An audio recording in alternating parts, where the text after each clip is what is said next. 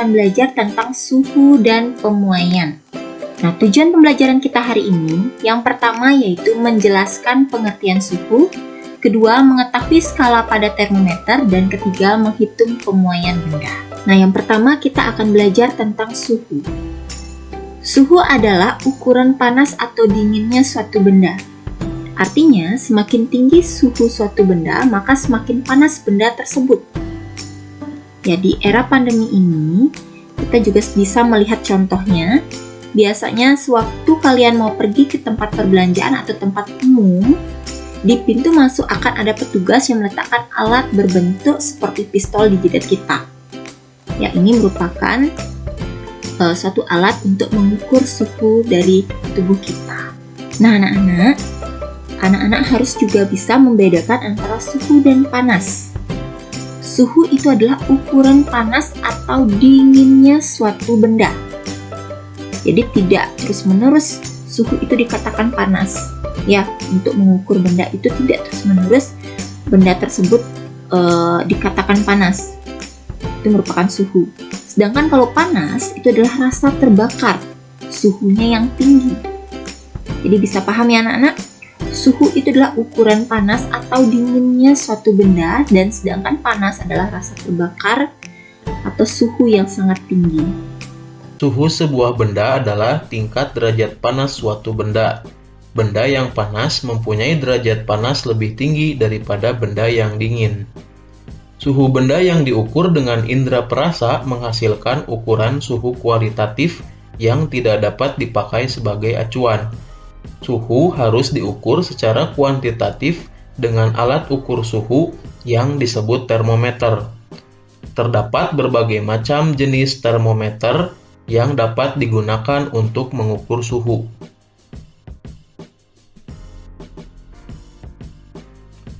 Secara umum, benda-benda di alam akan memuai atau ukurannya bertambah besar jika suhunya naik. Kenyataan ini dimanfaatkan untuk membuat termometer dari zat cair. Cairan terletak pada tabung kapiler dari kaca yang memiliki bagian penyimpan atau disebut reservoir atau labu. Zat cair yang digunakan umumnya raksa atau alkohol jenis tertentu. Raksa memiliki keistimewaan, yaitu warnanya mengkilat dan cepat bereaksi terhadap perubahan suhu. Selain itu, raksa membeku pada suhu rendah, negatif 38 derajat Celcius, dan mendidih pada suhu yang tinggi, lebih dari 350 derajat Celcius, sehingga dapat mengukur suhu pada rentang suhu yang lebar. Namun, raksa sangat beracun, sehingga berbahaya jika termometer pecah.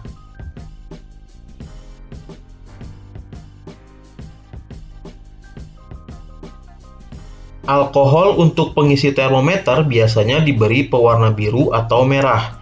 Rentang suhu yang dapat diukur bergantung jenis alkohol yang digunakan.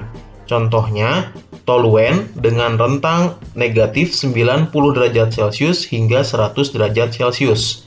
Etil alkohol dengan rentang negatif 110 derajat Celcius hingga 100 derajat Celcius. Alkohol tidak seberbahaya raksa dan mudah menguap, sehingga lebih aman digunakan sebagai pengisi termometer. Terdapat dua jenis termometer yang menggunakan zat cair. Yang pertama, termometer laboratorium. Bentuknya panjang dengan skala dari negatif 10 derajat Celcius hingga 110 derajat Celcius menggunakan raksa atau alkohol. Yang kedua ada termometer suhu badan. Termometer ini digunakan untuk mengukur suhu badan manusia. Skala yang ditulis antara 35 derajat Celcius dan 42 derajat Celcius. Pipa di bagian bawah dekat labu dibuat sempit sehingga pengukuran lebih teliti akibat raksa tidak segera turun ke labu atau reservoir. Berikutnya ada termometer bimetal. Termometer bimetal terbuat dari dua logam yang jenisnya berbeda dan dilekatkan menjadi satu. Jika suhunya berubah, bimetal akan melekung, karena logam yang satu memuai lebih panjang dibanding yang lain. Hal ini dimanfaatkan untuk membuat termometer. Pada termometer kristal cair, terdapat kristal cair yang warnanya dapat berubah jika suhu berubah. Kristal ini dikemas dalam plastik tipis untuk mengukur suhu tubuh, suhu akuarium, dan sebagainya. Saat ini dikenal beberapa skala suhu atau satuan suhu, misalnya Celsius, Fahrenheit, Reaumur, dan Kelvin. Selanjutnya yaitu bagian-bagian termometer. Jadi bagian-bagian termometer ini terdiri dari titik tetap atas dan titik tetap bawah. Yang mana titik tetap bawah merupakan titik pada saat air berubah menjadi es. Ini titik tetap bawah. Sedangkan titik tetap atas adalah titik pada saat air berubah menjadi uap. Oke anak-anak, selanjutnya adalah skala pengukuran suhu. Jadi ada 4 skala pengukuran suhu. Yang pertama adalah skala Fahrenheit, yang mana titik tetap atasnya 212 derajat Fahrenheit dan titik tetap bawahnya adalah 32 derajat Fahrenheit. Oke, selanjutnya adalah skala Reaumur, yang mana skala Reaumur ini titik tetap atasnya yaitu 80 derajat Reaumur dan titik tetap bawahnya adalah 0 derajat Reaumur. Skala Celsius. Skala Celsius memiliki titik tetap atas yaitu 100 derajat Celcius dan titik tetap bawahnya adalah 0 derajat Celcius. Yang mana penemu dari skala Celsius ini adalah Anders Celsius. Dan yang paling terakhir yaitu skala Kelvin. Skala Kelvin ditemukan oleh Lord William Kelvin, yang mana titik tetap atasnya yaitu 373 Kelvin dan titik tetap bawahnya yaitu 273 Kelvin. Nah, kesimpulannya, jika anak-anak ingin mengkonversi suhu, bisa menggunakan perbandingan skala seperti berikut. Yang mana Celsius ini adalah skalanya 5, Fahrenheit 9, Reaumur 4, dan Kelvin 5. Yang mana konversi ini sudah kita pelajari di bab 1. Nah, apa sih pemuaian? Nah, pemuaian itu artinya adalah perubahan ya. Pemuaian itu artinya adalah perubahan. Nah, apanya yang berubah? Nah, nanti tergantung. Kalau di video kali ini kita akan banyak membahas tentang pemuaian panjang. Artinya yang kita akan lihat adalah perubahan panjang. Nah, kenapa Koko bilangnya perubahan nih? Karena kadang-kadang bisa juga menyusut. Misalkan kita punya sebatang kayu gitu ya.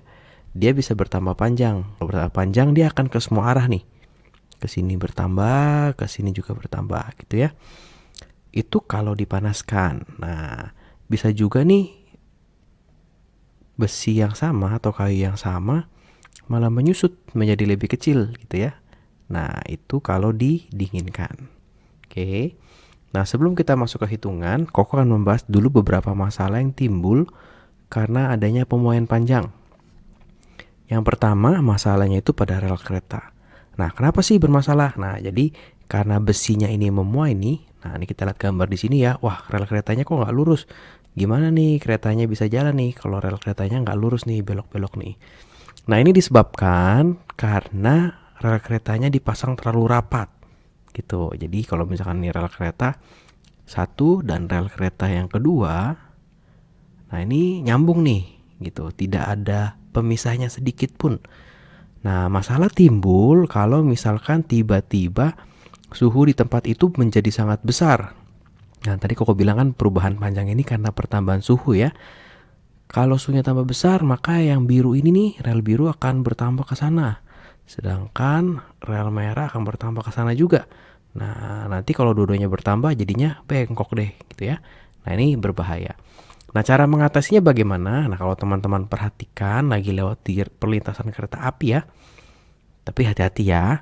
Nah, itu biasanya di antara relnya ada celah gitu. Jadi misalkan ada rel 1, nah rel keduanya itu pasti tidak langsung nempel, dikasih celah sedikit. Gunanya buat apa? Supaya kalau misalkan rel kereta api ini memuai, dia punya tempat untuk memuai. Kalau tidak punya tempat, nanti malah jadi bengkok gitu ya. Aku hapus dulu nih. Nah, selanjutnya konstruksi jembatan. Nah, kalau konstruksi jembatan ini mirip ya. Ini mirip sama kayak masalahnya si rel, makanya dikasih celah sama dia di sininya. Gitu. Nah, masalah yang ketiga itu adalah pemasangan kabel. Kalau teman-teman perhatikan, kabel-kabel yang dipasang itu tidak lurus ya. Jadi nggak pernah nih kita lihat ada tiang listrik gitu ya. Kabelnya benar-benar lurus. Benar-benar lurus, serup gini. Oke, nggak ada bengkok-bengkoknya. Nah, kenapa? Karena berbahayanya kalau malam. Tadi Koko bilang bertambah panjang ini kalau dipanasin tambah panjang ya. Kalau didinginin menyusut. Nah, ini kalau bayangin ya, kalau misalkan kabelnya menyusut, berarti tiang listriknya akan ketarik nih ke sini, tiang listriknya akan ketarik ke sini. Akibatnya apa? Tiang listriknya bisa patah. Makanya kalau pemasangan kabel pasti dikasih kendur gini ya, supaya saat malam, saat kabelnya menyusut, tiang listriknya tidak tertarik dan tidak patah. Nah, selain kerugian-kerugian itu ada juga nih manfaat dari pemuaian panjang. Yang pertama itu pengelingan logam. Nah, pengelingan logam ini apa sih? Nah, jadi ceritanya nih, kalau kita punya besi 2 biji, mau kita gabungkan, caranya adalah besinya kita bolongin nih, ya. Besi kedua juga sama nih, kita kasih lubang gitu ya. Nah, di antara lubang ini nanti dimasukin paku yang panas banget, gitu ya. Paku yang panas banget, bawahnya ditutup, atasnya juga dipres. Nah, kalau teman-teman lihat di sini nih, bawahnya kan memang tertutup ya, atasnya sama dia ditekan lagi, dipantek, dipalu. Nah, ditutup juga begitu ya. Pada saat paku ini dingin, ayo kalau didinginin tadi gimana? Ya, menyusut ya. Pada saat pakunya dingin, jadi seolah-olah paku ini menekan ke bawah, menekan ke atas, sehingga sambungan logam ini menjadi kuat sekali. Ya.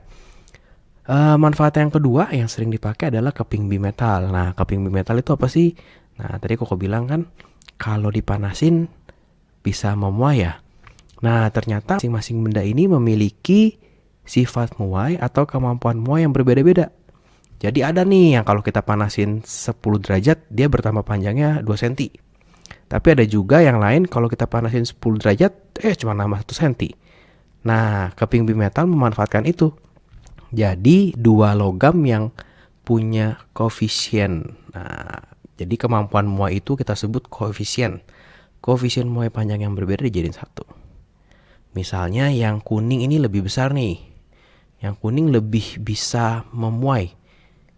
Yang merah kurang bisa memuai. Coba kalau dipanasin kira-kira mana yang lebih panjang bertambahnya?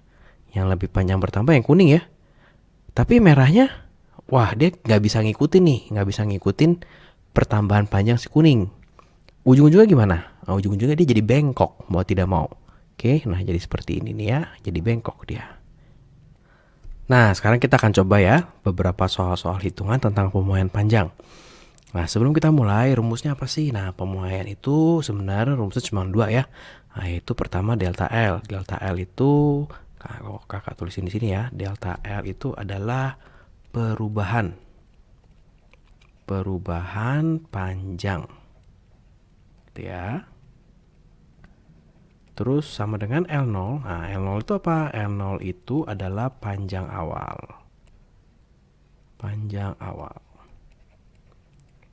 Dikali alfa. Nah, ini yang tadi Koko bilang nih, kemampuan muai. Alfa itu kita sebut koefisien muai panjang. Oke. Ada juga nanti delta T. Nah, delta T itu apa? Ini adalah, nah, lihat nih, kalau perubahan kita tulisnya delta. Kalau delta lagi berarti ini ada perubahan nih. Perubahan apa? Kalau T itu adalah perubahan suhu, gitu ya. Nah, satu lagi yang belum ada itu adalah si LT. Nah, LT ini adalah panjang akhir. Itu ya. Nah, sebetulnya biasanya dari dua rumus ini bisa timbul rumus yang baru. Yaitu rumusnya adalah LT sama dengan L0 dikali 1 ditambah alfa kali delta T. Oke, dapat rumus seperti apa? Nah, kalian coba ganti nih delta L-nya, kalian ganti sama ini. Oke, ada L0 yang sama. Bisa kita keluarin L0-nya. Nanti hasilnya akan seperti ini. Nah, tapi sebetulnya kalian harus bisa menghafal paling nggak 2 rumus ini. Oke. Nah, gimana nih saat mengerjakan soal? Tentu kita harus baca soal dengan baik ya. Nanti kita tulis dulu apa yang diketahui, apa yang ditanya. Nanti kita lihat dari dua rumus ini kira-kira apa yang bisa dipakai. Contoh soal pertama. Dia bilang panjang batang tembaga 100 cm pada suhu 20 derajat. Berapa panjang tembaga pada suhu 70 derajat jika koefisien muai panjang tembaganya 0,000013 per Kelvin? Kok nolnya banyak banget ya? Ya betul, karena pertambahan panjang itu sebetulnya nggak terlalu besar ya. Kaget banget dong kalau tiba-tiba kita punya besi panjangnya 10 meter, tiba-tiba jadi 11 meter karena pertambahan panjang. Nggak, paling nambahnya 1 cm atau 2 cm aja gitu ya. Nah, jadi gimana caranya? Pertama adalah kita nulis diketahui ya. Nah, kalau menulis diketahui tentang pemuaian, biasanya ada dua kondisi nih. Kalau teman-teman lihat, panjang sebatang tembaga 1 cm pada suhu 20 derajat. Tapi ada keterangan berikutnya. Berapa panjang tembaga pada suhu 70 derajat? Nah, berarti ada perubahan dong ya. Nah, Koko tulis ada dua kondisi di sini. Oke, kondisi pertama panjangnya adalah 100. Berarti apa tuh? Kondisi pertama panjangnya. Berarti kondisi awal ya. Berarti kita tulis L0 ya. 100. Terus suhu. Suhu apa? Suhu itu lambangnya T ya. Nah, ini 20. Kondisi kedua, apakah ada panjangnya? Wah, nggak tahu nih. Malah ditanya ya, berapakah panjang tembaga? Berarti ditanya. Suhunya ada? Oh, suhunya ada nih ternyata. 70 derajat Celcius. Nah, terus ada koefisien muai panjang tembaga. Nah, koefisien muai ini tidak akan berubah ya. Mau dipanasin, koefisiennya tidak berubah. Artinya, Koko tulisnya begini. Alfa sama dengan 0,000013 per Kelvin. Nah, kalau kita lihat ini, ada dua suhu ya. Ada T yang pertama, ada T yang kedua. Kita bisa lihat perubahannya ya. Artinya kita bisa dapat delta T-nya 50 derajat Celcius. Kemudian yang ditanya apa? Yang ditanya berapa panjang. Nah, atau kita bisa lihat di sini. Wah, ini nggak ada nih. Bener gak yang ditanya? Lihat dulu nih di soal. Berapa panjang tembaga pada suhu 70 derajat? Oh, benar. Berarti yang ditanya adalah LT-nya. Ya. Terus kita jawab. Oke, sekarang kita lihat dua rumus yang di sini. Rumus nomor 1 sama rumus nomor 2. Kira-kira yang ada LT yang mana? Ya, yang kedua ya. Yang pertama nggak ada LT loh. Adanya delta L sama L0.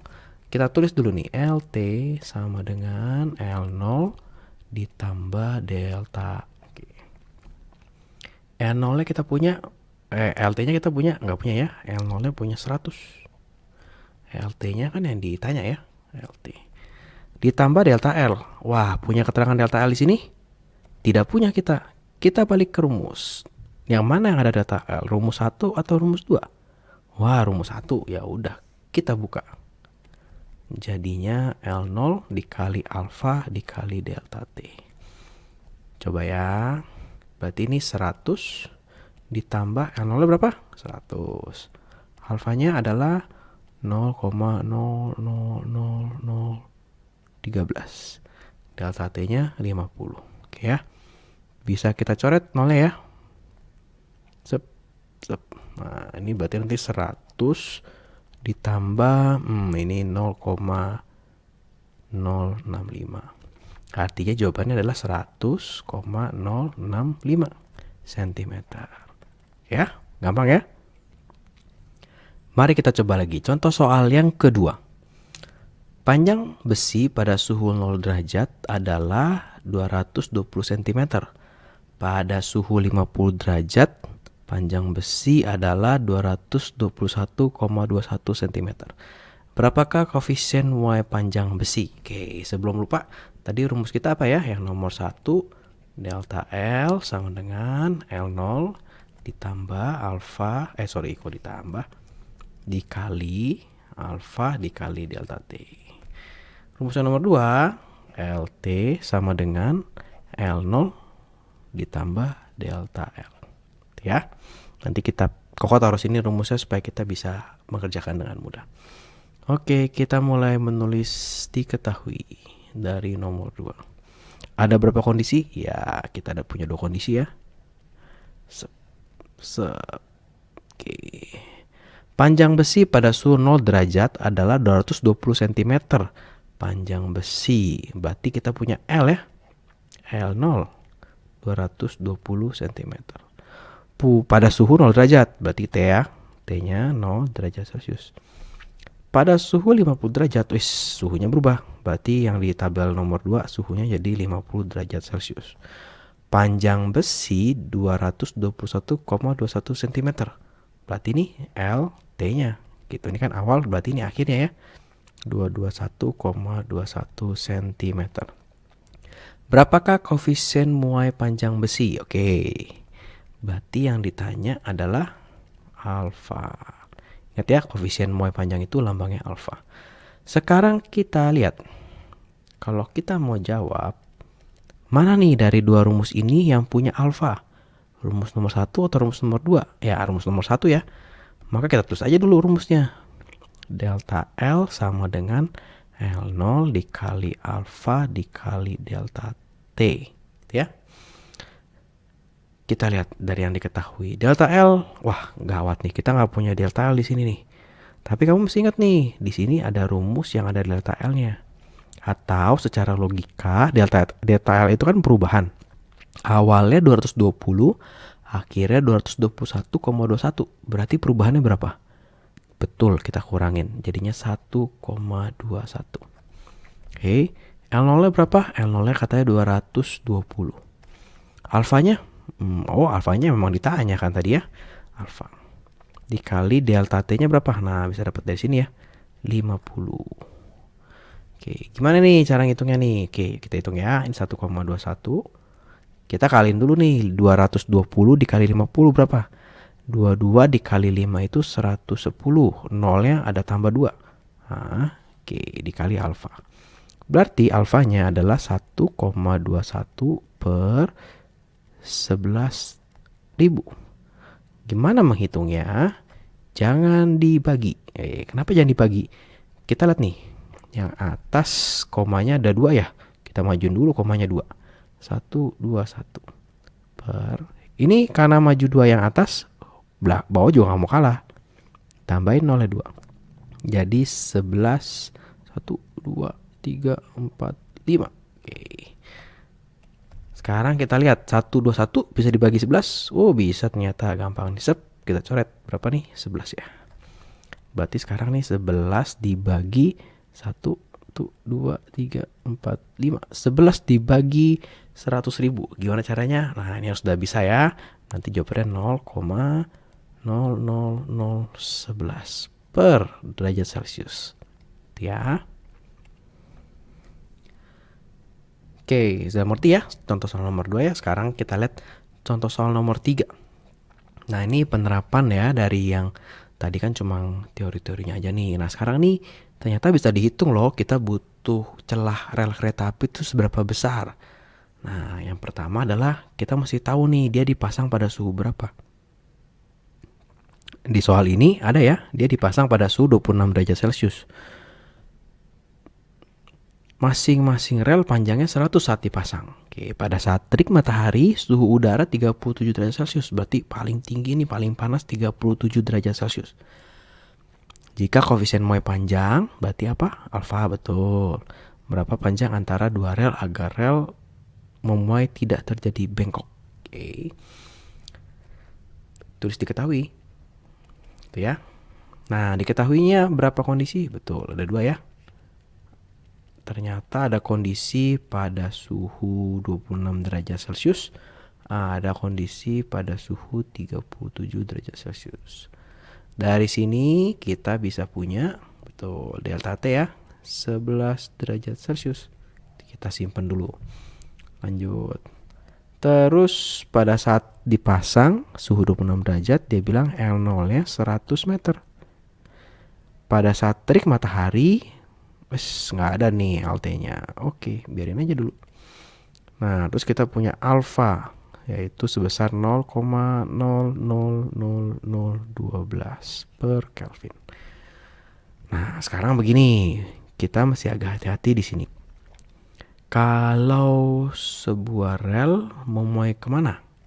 Dia pasti memuai ke kiri sama ke kanan gitu ya. Berarti rel satu lagi juga sama nih. Dia memuai ke kiri sama dia memuai ke kanan juga.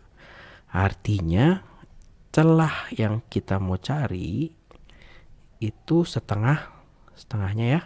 Setengahnya terpengaruh dari rel yang kiri. Setengahnya terpengaruh dari rel yang kanan. Nah, rel kiri sama rel kanan sama nggak? Nah, kalau kita anggap sama nih, karena nanti kalian akan kesulitan kalau misalkan kedua rel ini kita anggap berbeda. Oke ya. Maka artinya ya udah kita cuma cari delta L saja, gitu ya. Nah, berarti yang ditanya itu sebetulnya hanya delta L aja. Tidak perlu kita bagi 2, tidak perlu kita kali 2. Oke, maka yang kita jawab delta L. Rumusnya yang ya nomor 1 ya. Delta L sama dengan L0 dikali alfa dikali delta T. L0-nya berapa? 100. Dikali alfanya, nih ada ya 0,0000012. Delta T-nya, 11. Apa yang bisa dicoret? 0-nya betul. 0 ini sama 0 ini boleh kita coret. 12 dikali 11 berapa ya? 132 ya. 132 berarti jawabannya delta L-nya adalah 0,0132 cm. Nah, jadi antara rel itu hanya dibutuhkan celah sebesar 0,0132 cm. Nah, yang terakhir tentang pemuaian panjang, Koko akan mengajarkan tentang keping bimetal. Nah, ini soal-soal ini sering keluar nih, kadang-kadang di UN juga keluar loh. Jadi kalian harus perhatikan dengan baik-baik ya. Biasanya akan dikasih tabel. Nah, ini ternyata ada beberapa logam. Ada logam P, logam Q, logam R, logam S. Masing-masing punya koefisien muai panjangnya ya. Nah, terus ternyata mau dipasang-pasangin nih supaya mau jadi keping bimetal. Cuma mana yang benar nih? Kita mesti cek mana keping bimetal yang benar. Apakah contoh misalkan yang A nih. P bisa dipasangkan dengan R sehingga lengkungnya seperti ini, gitu ya. Nah, untuk mengingat lagi keping bimetal tadi kan ada dua keping logam yang kemampuan memuainya berbeda. Anggap kalau yang merah lebih besar dari yang ini hijau. Kok ganti hijau? Kita ganti hijau biar lebih gampang, lebih yang hijau gitu ya. Nah, kalau yang merah lebih besar dari hijau ketika dipanaskan, maka dia akan bengkoknya ini si hijaunya kepepet nih. Hijaunya kepepet. Itu ya, hijaunya jadi melengkungnya ke arah si hijau. Oke. Nah, kita coba. Kalau P dan R. P, kalau kita lihat gambar, maka seharusnya P itu lebih besar dari R. Kenapa? Karena melengkungnya ke R. Kita cocokin. P 0,00032. R itu 45. Wis, kok dari data ternyata R lebih besar. Artinya ini salah. Oke. Kita lihat yang B. Kalau dari gambar berdasarkan tadi ya, berarti ini harusnya S lebih besar dari Q. Coba kita lihat data. S 19, Q 27. Wis, salah juga. Artinya yang B juga salah. Kita coba lagi lihat yang C. Kalau dari gambar, Q harusnya lebih besar dari R. Karena kan melengkungnya ke R, berarti R yang kecil. Kita lihat data. Wah, ternyata Q 27, R itu 45. Wah, nggak cocok juga nih. Berarti masih salah. Nah, berarti jawabannya ada nih. Coba kita lihat benar gak ya? Kalau dari gambar, P itu lebih besar dari S. Oke, coba kita lihat data. P itu 0,00032.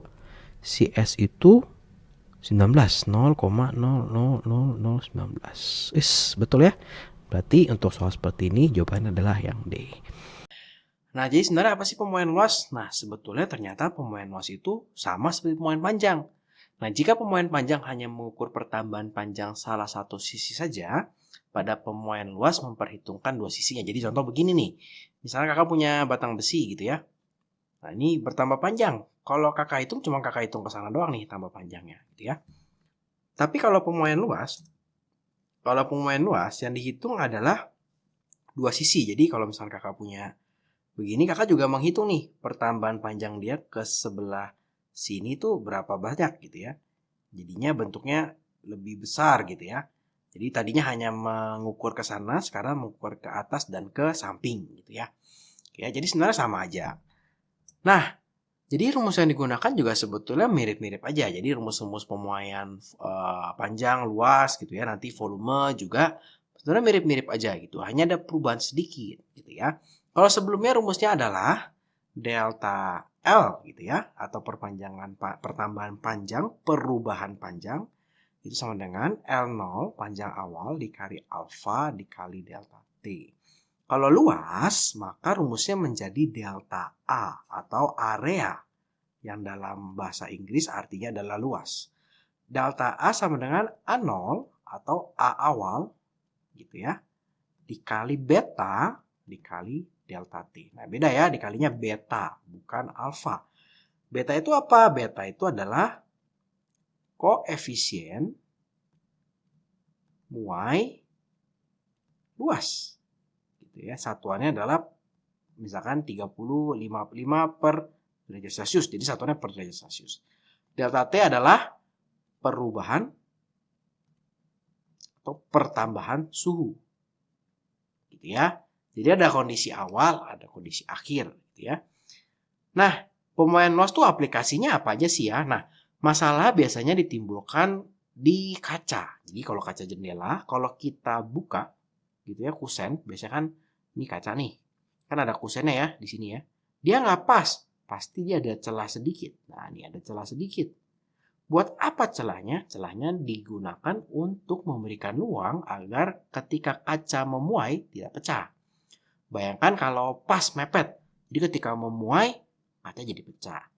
Mungkin ada yang bertanya ya, Kak, kan kayunya memuai juga. Ya betul, kayunya memuai, tapi koefisien muai kaca ternyata lebih besar dari kayu, artinya lebih cepat tambah besar. Jadi kacanya udah keburu besar, kayunya belum pas besarnya, jadinya pecah gitu ya. Makanya pasti tukang bangunan atau tukang kusen membuat sedikit celah gitu ya, supaya kacanya bisa memuai. Oke ya, itu contoh aplikasinya. Nah, sekarang kita akan coba belajar tentang perhitungannya. Jadi sebenarnya nggak susah ya, kakak tuliskan rumusnya di pojok atas supaya kita bisa melihat dan bisa belajar gitu ya. Oke. Nah, di soal pertama ini dia bilang lempeng tembaga luas permukaannya 1 meter persegi pada suhu 30. Jika koefisien muai luas tembaga tersebut, koefisien muai luas ya, oke, adalah 5 kali 10 pangkat min 4 per derajat Celcius, berapakah pertambahan luasnya saat suhu menjadi 70? Oh ya, ingat-ingat lagi ya, berarti ini adalah pertambahan ya, ini adalah pertambahan luas ya. Alfa ini ingat-ingat lagi, ini adalah koefisien muai panjang. Kenapa kakak bilang ingat-ingat lagi? Karena ini akan sedikit tricky biasanya soal-soalnya atau jebakannya di sini. Oke ya. Oke, nah selalu kita tulis diketahui kalau untuk soal fisika. Kalau kita lihat ini kan berarti ada dua keadaan ya, ada keadaan pertama, ada keadaan kedua. Nah, biasakan kalau ada keadaan pertama dan kedua, kita bikin diketahuinya dipisah. Keadaan pertama dan keadaan kedua gitu ya.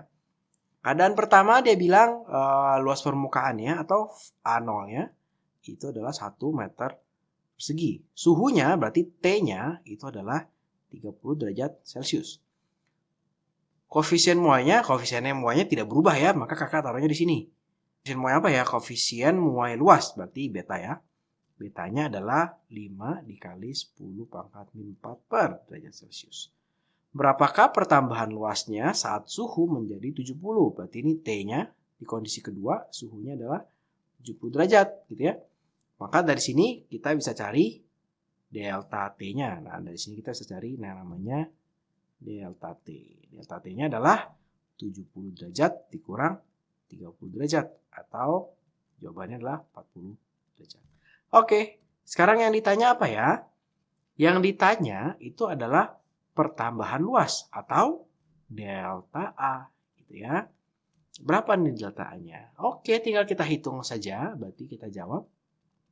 Kita lihat di sini. Nah, di sini kakak ada tambahkan rumus delta T atau AT atau panjang luas akhir adalah luas awal ditambah pertambahannya. Mungkin guru kalian akan mengajarkan rumus berikut. AT itu sama dengan A0 1 ditambah beta dikali delta T. Oke ya. Sebetulnya rumus ini adalah hasil dari rumus ini, ya. Dan rumus yang kanan, nih rumus yang biru ini sebenarnya hanya hasil logika. Jadi ada pertambahan panjang, ada pertambahan luas. Berarti luas sekarang berapa? Ya luas awal ditambah ditambah pertambahannya. Gitu ya, sekali lagi ya. Jadi ada pertambahan luas yang kita hitung. Terus ditanya nih, misalkan nanti ditanya berapakah luas akhirnya. Berarti luas akhir ya luas awal ditambahin pertambahannya gitu ya. Nah kalau si delta A ini kita pakai rumus atas, kita masukin ke sini. Nah secara aljabar bisa jadi seperti ini. Oke ya. Jadi kalau kakak lebih suka menghafal rumus satu aja. Ini tuh logika. Tapi kalau kalian mau pakai rumus ini juga boleh. Oke ya. Oke lanjut lagi, tadi pertanyaannya adalah delta A. Maka kita pakai rumus yang atas ya. Delta A itu adalah A0 dikali beta dikali delta T.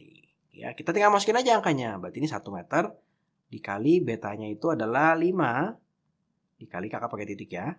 5 dikali 10 pangkat min 4, delta T-nya adalah 40. Oke, tinggal kita hitung saja. Berarti 5 kali 40, 200. Satunya udah nggak usah dihitung. 200 dikali 10 pangkat min 4. Artinya ini adalah 2 dikali 10 pangkat 2 dikali 10 pangkat min 4. Ingat ya, kalau ada 10 pangkat min 2 dikali 10 pangkat min 4, pangkatnya di jumlah. Artinya jawabannya adalah 2 dikali 10 pangkat min 2 meter. Kenapa meter? Tadi kita di sini meter ya. Jadi satuannya nggak berubah. Ya gampang ya soal pertama ya. Jadi hanya menggunakan rumus yang dasar. Oke, sekarang luas yang kedua. Latihan soal yang kedua. Dia bilang luas sebuah lempeng tembaga pada suhu 15 derajat adalah 40. Berapakah luasnya jika dipanaskan sampai suhu 95 derajat? Koefisien muai panjang, nah ingat ya, koefisien muai panjang tembaga 2,5 kali 10 pangkat min 5. Sedangkan kita sedang berbicara tentang luas. Ingat nanti hubungannya ada ya. Oke, kita tulis diketahuinya. Ingat diketahuinya kita tulis dua keadaan. Keadaan pertama dan keadaan kedua. Keadaan pertama dia bilang suhunya 15 derajat Celcius. Oh luasnya A0-nya berapa nih? 40 cm persegi. Berapakah luasnya jika dipanaskan? Berarti A di sini berapa? AT berapa? Gitu ya.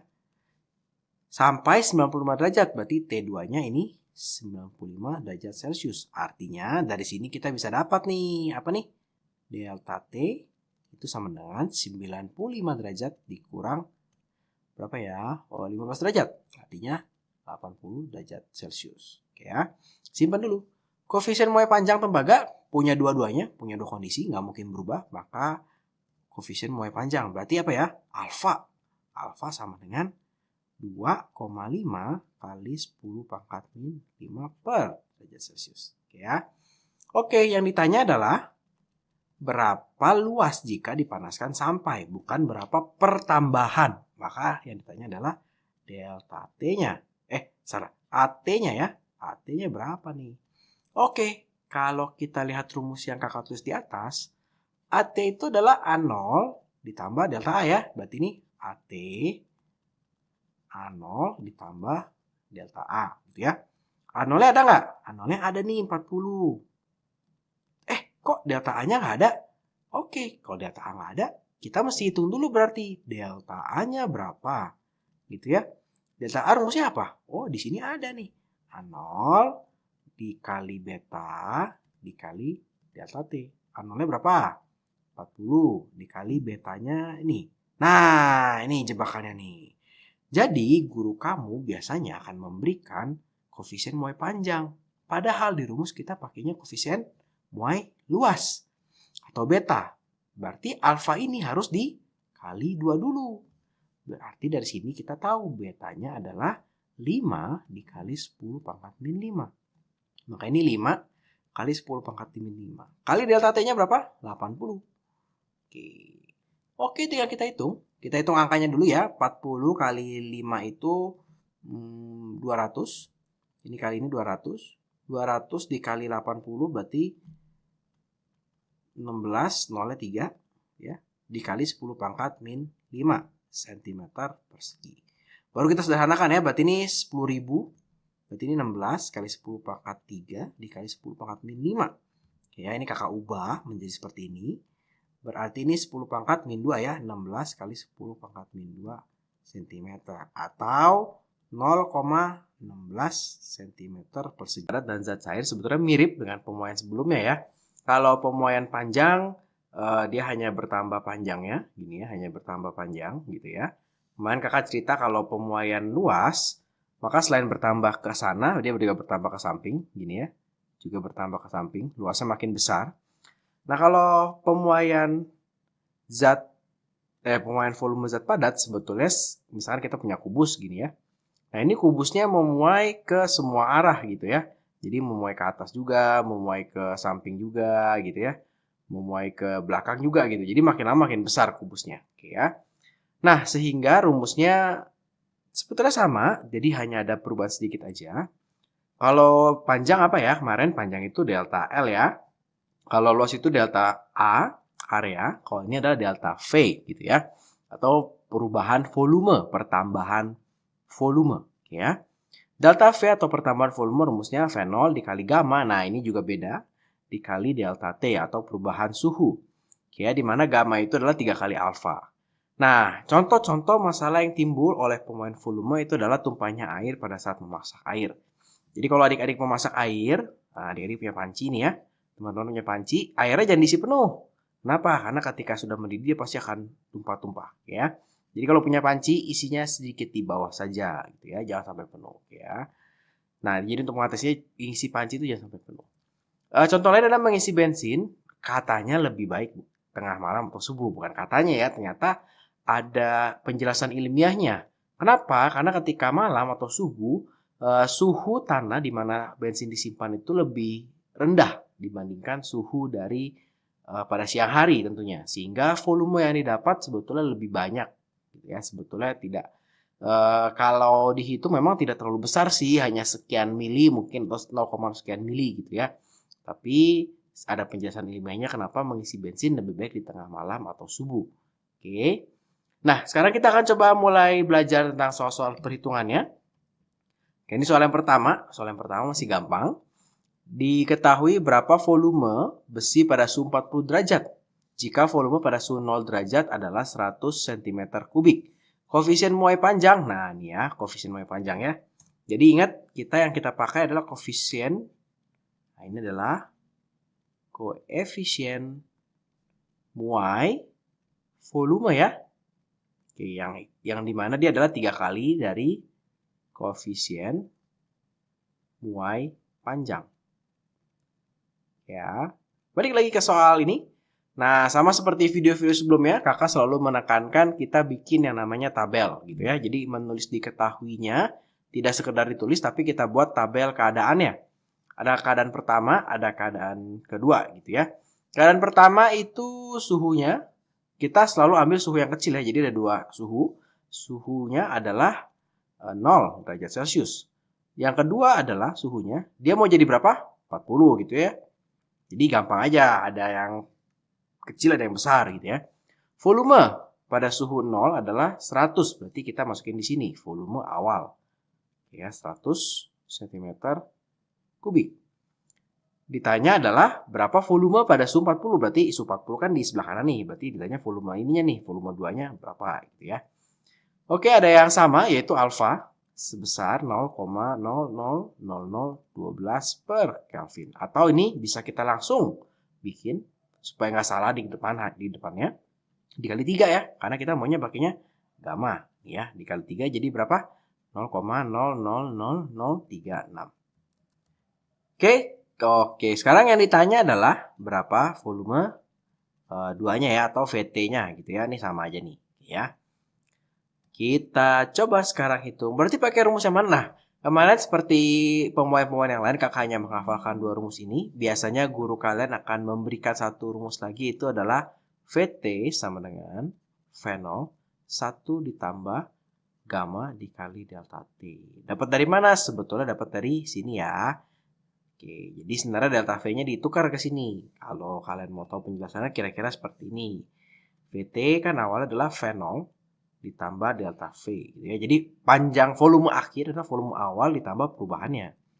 Sedangkan rumus delta V-nya V0 dikali gamma dikali delta T. Gitu ya. Nah ini bisa difaktorkan V0-nya menjadi 1 ditambah gamma dikali delta T. Oke, jadi sebenarnya rumus ini adalah rumus hasil penurunan dari dua rumus ini. Di mana rumus yang ini adalah sebetulnya adalah konsep ya. Ini konsep. Konsep yang pasti di sehari-hari pun kita tahu. Volume akhir adalah volume awal ditambah perubahannya. Gitu ya. Oke, berarti kita pakai rumusnya yang ini ya. Karena kan ditanyakan V2-nya ya. Berarti ditanya adalah VT-nya nih. VT sama dengan V0 ditambah delta V. V0-nya ada nih 100. Tambah delta V. Wah, delta V-nya belum tahu. Oke, kita hitung dulu delta V-nya. Hitung ya pakai tinggal pilihannya dua rumus ini aja gitu ya. Nah, ini kakak ganti dulu ya, 3 nih, ada kesalahan. Oke, delta V-nya adalah V0 dikali gamma dikali delta T. Oke ya, V0-nya berapa ya? V0 100. Ya, V1-nya, V0-nya 100 dikali gamanya berarti sekarang sudah 0,0000036 dikali delta T. Nah, ini dari sini kita bisa dapat delta T-nya ya, 40 dikurang 0. Artinya berapa? 40. Oke, berarti dikali 40. 0-nya kita hilangkan dulu. Nah, ini 0-nya kita hilangkan dulu, 2. 1 sama si ini. Berarti tinggal 36 dikali 4. Berapa nih? 4, 2, 12, 1, 4, 4 gitu ya. Komanya ada 3. 1, 2, 3. Koma. Berarti 0,144. Oke ya, jadi setelah kakak kaliin, ternyata sisanya kan nih 0,036. 1, 2, 3. Kakak tinggal hitung. 1, 2, 3, koma gitu ya. Oke, delta V-nya dapat 0,144. Berarti tinggal ditambah 100 ditambah 0,144. Itu artinya adalah berapa tuh? 100,144 gitu ya. Sentimeter kubik. Kalau kita kemarin sudah belajar tentang pemuaian panjang, luas, volume, dan zat cair, nah sekarang kita akan belajar tentang pemuaian gas. Nah ini sedikit berbeda ya rumus-rumusnya nanti dibandingkan pemuaian yang sebelumnya. Oke ya, sedikit berbeda, rumusnya juga sedikit berbeda. Jadi ada rumus umum, nah ini biasanya rumusnya disebut rumus Boyle-Gay-Lussac gitu ya. Ini ada rumus umum ya. Tapi sebetulnya ada rumus yang lebih spesifik untuk tekanan tetap atau volume tetap. Jadi di pemuaian gas ini ada dua kondisi ya. Ada kondisi tekanan tetap, ada kondisi volume tetap. Ada 3 kondisi malah. Ada kondisi yang semuanya berubah. Nah gitu ya. Jadi tekanan tetap maksudnya yang berubah hanya volumenya saja. Kalau volume tetap yang berubah hanya tekanannya saja gitu ya. Oke. Nah ini sebelum kakak masuk ke rumus ini. Sebelum kakak lanjut lagi. Nah, yang T dari di sini, semua T yang di sini itu harus dalam Kelvin. Oke ya, T di sini harus dalam Kelvin. Nah, ini delta T nggak masalah ya. Kalau delta T itu kita mau Kelvin atau Celsius itu tidak masalah. Nah, ini T0. Nah, ini sebenarnya adalah dalam apa nih? Dalam Celsius ya. Sehingga ditambah 273 nih. Gitu ya, atau sebenarnya bisa juga rumusnya kita tulis begini. VT sama dengan V0 1 ditambah T dalam Kelvin dikali delta T. Gitu ya. Jadi ini T0-nya masih Celsius. Sekali lagi, T0 yang di sini, di rumus ini adalah dalam Celsius. Oke ya, kalau yang lain dalam Kelvin ya. Delta T dalam Celsius Kelvin nggak masalah. Ya. Oke. Nah, ini ada masalah yang timbul dalam pemuaian gas adalah pecahnya balon atau ban pada hari yang panas. Jadi kalau kita memompa balon terlalu kencang, terlalu banyak, kalau kita taruh di teriknya matahari dia pasti pecah. Kenapa? Karena gas di dalam balon itu memuai tapi dia tidak punya ruang untuk dia bergerak, makanya pecah. Atau ban, kenapa sih ban bisa meletus di jalanan gitu ya? Kenapa? Karena ban itu berisi udara. Ketika ban itu bergerak, dia akan bergesekan dengan aspal, akan timbul panas. Apalagi kalau di siang hari, tambah panas lagi. Jadi tekanan ban itu ada aturannya ya. Kalau teman-teman ke bengkel atau ke tempat pengisian gas, mereka sudah tahu tuh kalau ban depan harus berapa. Misalnya Kalau motor berapa ya kakak lupa, 30 kalau nggak salah. Kalau belakangnya 28 misalnya seperti itu. Nah, kenapa dikasih batasan? Karena kalau terlalu besar tekanannya itu bisa berbahaya, bisa meledak gitu ya. Oke, jadi mengisi tekanan ban bisa juga diakali pada siang hari ketika hari sedang panas. Ya, tapi memang ada resikonya ya. Resikonya nanti kalau malam hari berasa agak kempes gitu bannya. Kenapa? Karena kita isinya di siang hari. Ketika malam hari udaranya dingin, udara dalam bannya menyusut sehingga berasa kempes gitu ya. Nah, contoh lain dari pemuaian gas adalah untuk balon udara gitu ya. Kalau teman-teman pernah nonton film yang ada balon udaranya gitu ya, ada keranjangnya gitu. Ada keranjangnya. Nah, terus ada balonnya gitu ya. Nah, ini biasanya suka ada apa? Api ya. Untuk manasin apa? Untuk manasin gasnya. Sehingga gasnya memuai, sehingga ada timbul tekanan, balonnya bisa naik ke atas. Gitu ya. Oke. Kita coba dengan hitung-hitungannya. Itu tadi sekilas tentang teorinya pemuaian gas. Rumusnya kakak taruh di atas supaya memudahkan kita.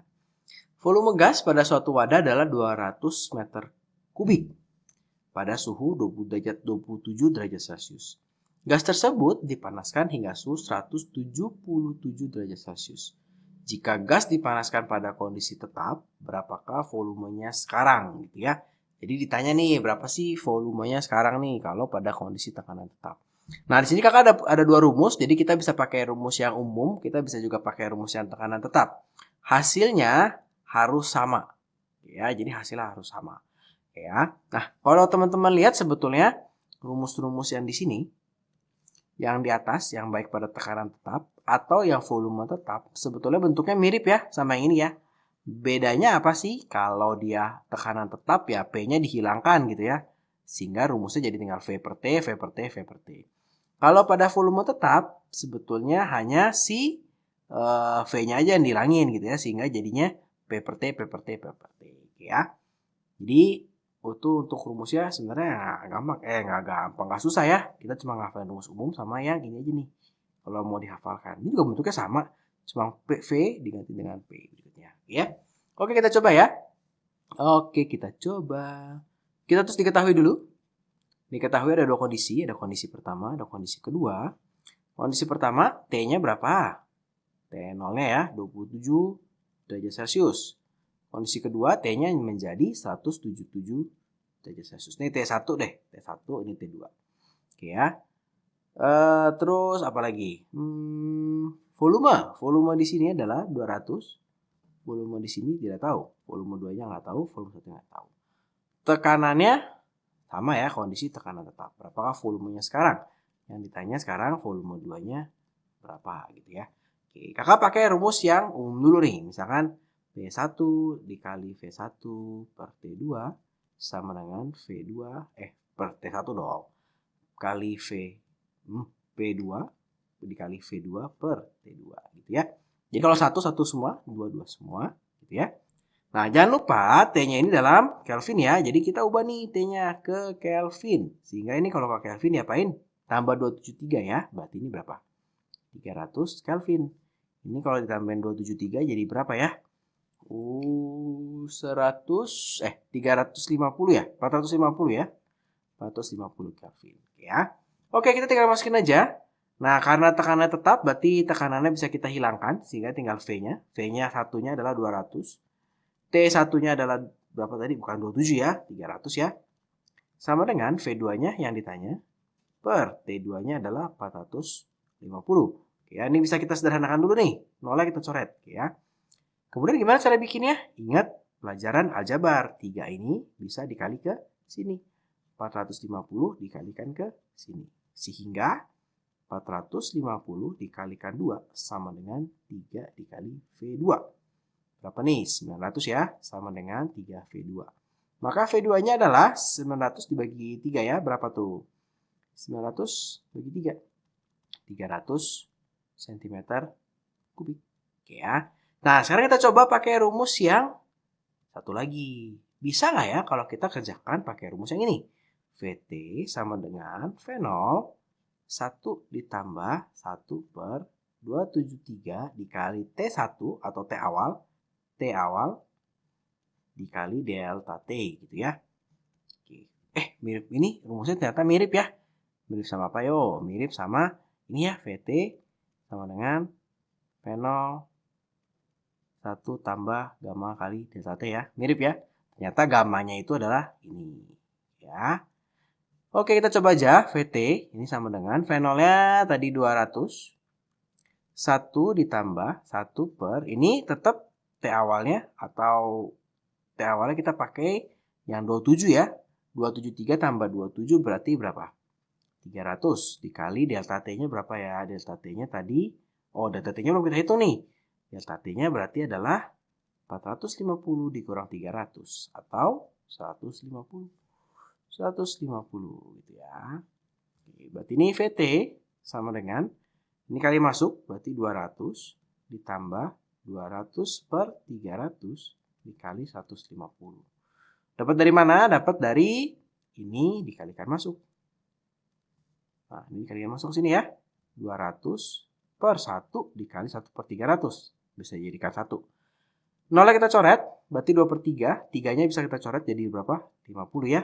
Maka ini 200 ditambah 50 kali 2, 100. Atau jawabannya adalah 300 cm kubik. Nah, jadi sama aja ya.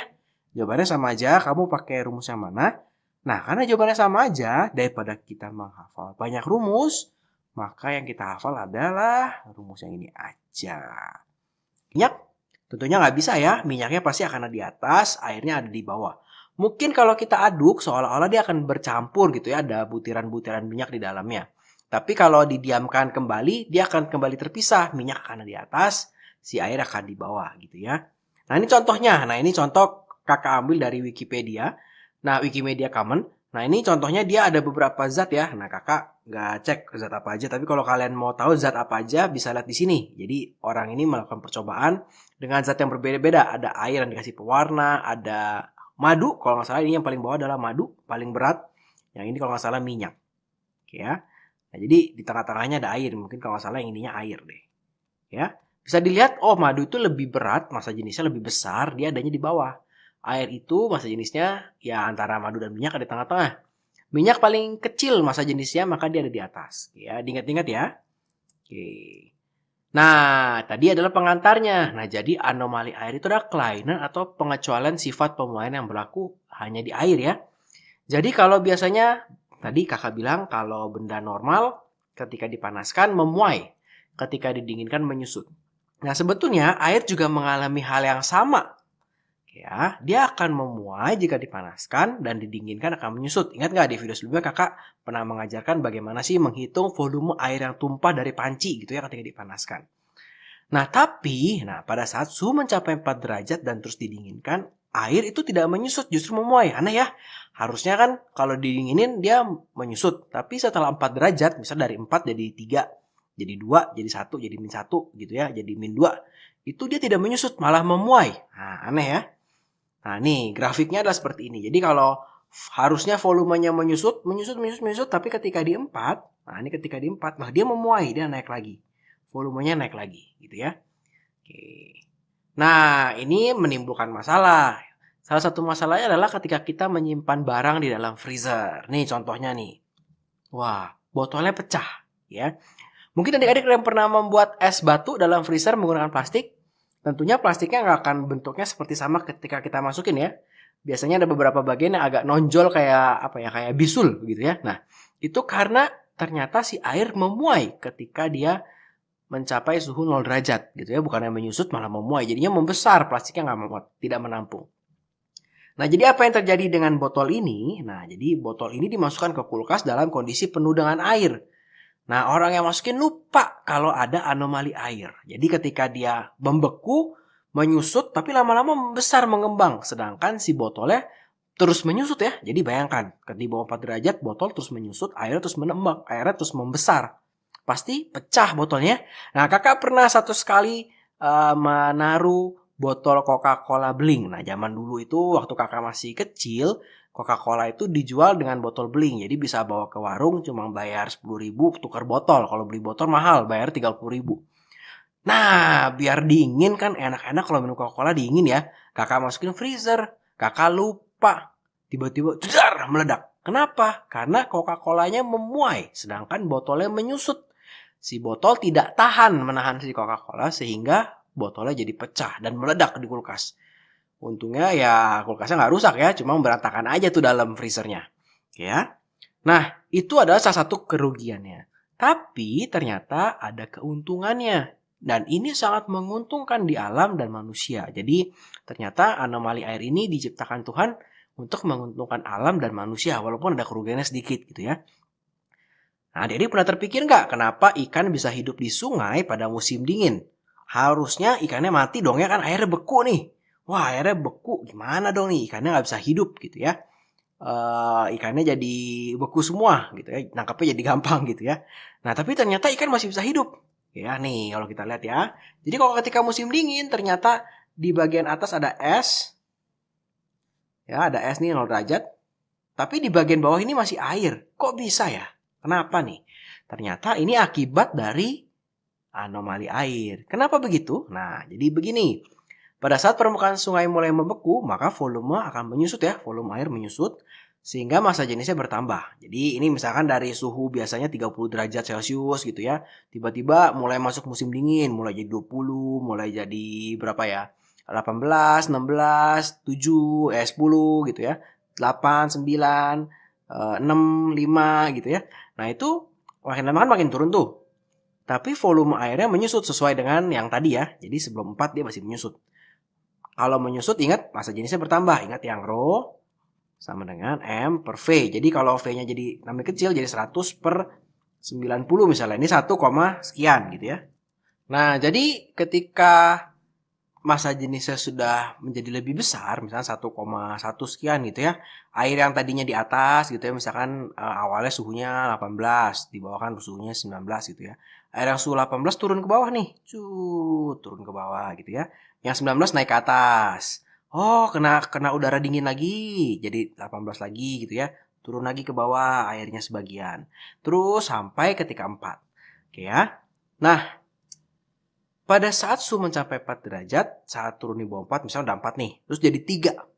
Nah, air mulai memuai kembali, sehingga massa jenisnya berkurang. Jadi, kalau misalnya, nah ini kakak hapus dikit ya. Awalnya tadi sudah 4 nih, sekarang misalnya udah 4 semua. Sekarang sudah 4 semua nih, udah 4 derajat gitu ya. Ini udah 4 derajat, udah 4 derajat, mungkin di sini 5 derajat gitu ya. Terus tiba-tiba di sini jadi 3 dong ya. Jadi 3 derajat dong ya. Kalau mengikuti pemuaian yang normal, nah ini kan akan menyusut. Harusnya dia turun ke bawah. Gitu ya. Turun ke bawah karena berat.